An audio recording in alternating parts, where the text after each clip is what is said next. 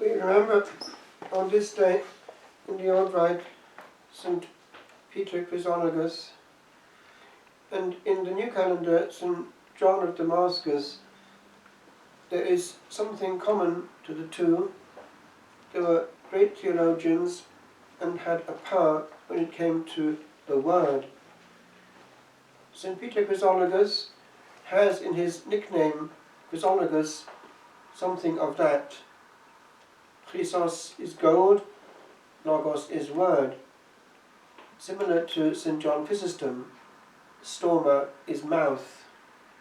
Well, these people were giants of the Word, and what we have from St. Peter Chrysologus essentially are his sermons, orthodox sermons defending the truth, where in the early centuries here is the period when they were creating great churches and great mosaics.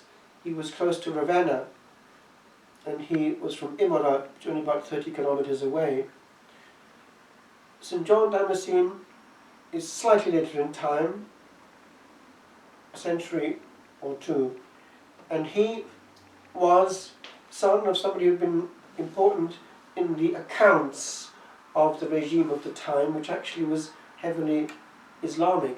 But strangely enough, because he was a good man, he was able to be used, and his son was able to take over, but he was touched by grace strongly and opted for the monastic life in one of the oldest monasteries in the world, still actually a living monastery, St. Saba, south of Jerusalem, and therefore he was full of the Holy Ghost in that atmosphere of listening to the still small voice in the desert. And he was aware. He'd been already formed by a monk from Sicily, and he was aware of theological problems at the time. It was a troubled time, made more troubled again by the fact that the emperor was keen on favouring the iconoclasts. The two roots there are icon and to break. These were smashers of idols, insisting that it was sacrilege and going against the Decalogue. No graven image. Well, actually they weren't graven images, icons, they were two-dimensional, and this saint, John of Damascus, John Damascene, indicated how to honour these representations was to honour the one that they were representing, and therefore it was directed upwards.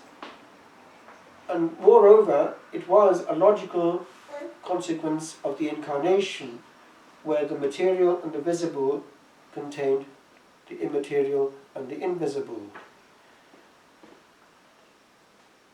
We have just heard these words from St. Paul to his beloved Timothy, whom he had made bishop at Ephesus.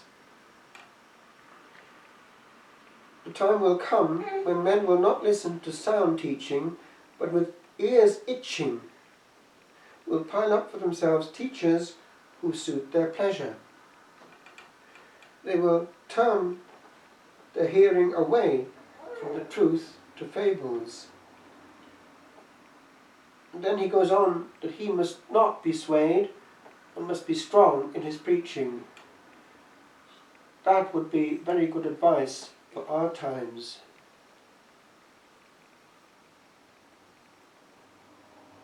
The power of the word in the pulpit is actually quite phenomenal.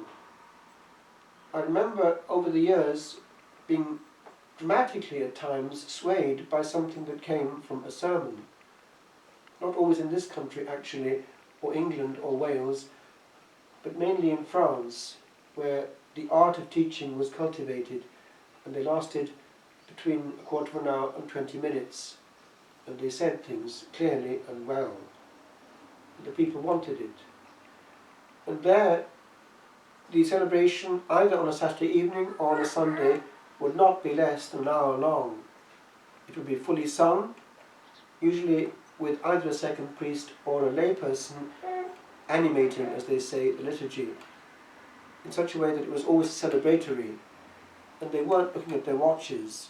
They were there by choice, and therefore the terrain was favourable for reception. It's hard on a preacher when people don't want to be there. And when they know more than him and make it known by grunts and complaints that they know more than him, what hope is there that they be ever instructed if they know more than him? More of the same thing. And so to keep the peace, the preacher will give them what they want to hear.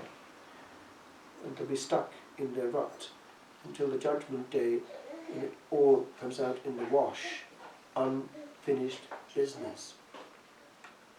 The truth, as these early preachers knew, was the truth, and it wasn't theirs to tamper with. They were there as ambassadors for the Logos.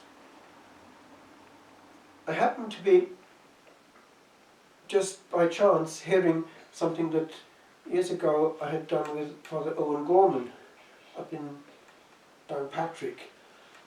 And we had gone on there about the whole question of preaching.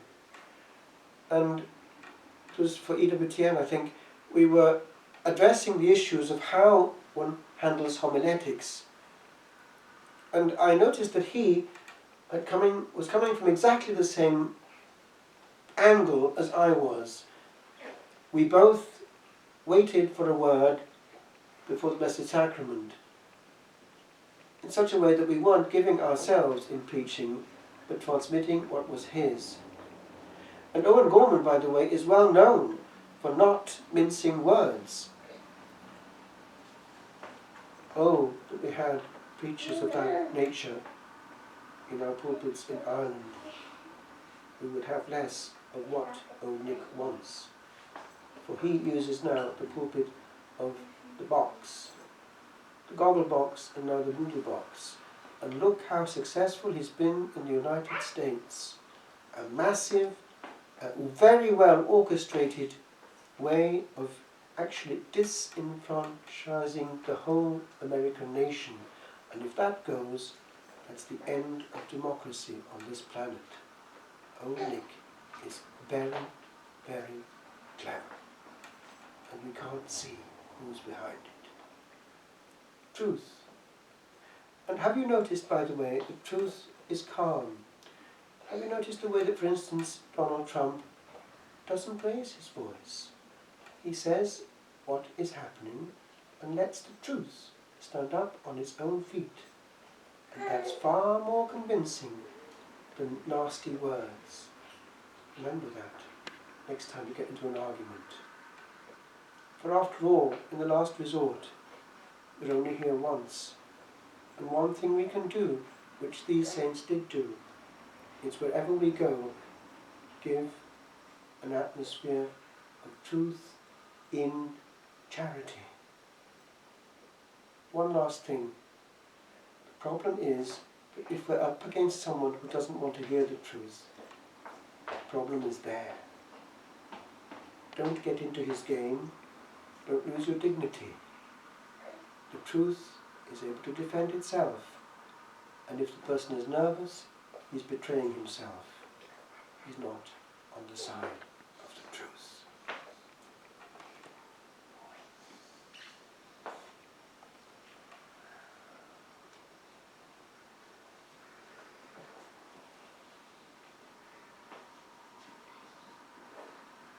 Dominus vobiscum, et con spiritum tuo.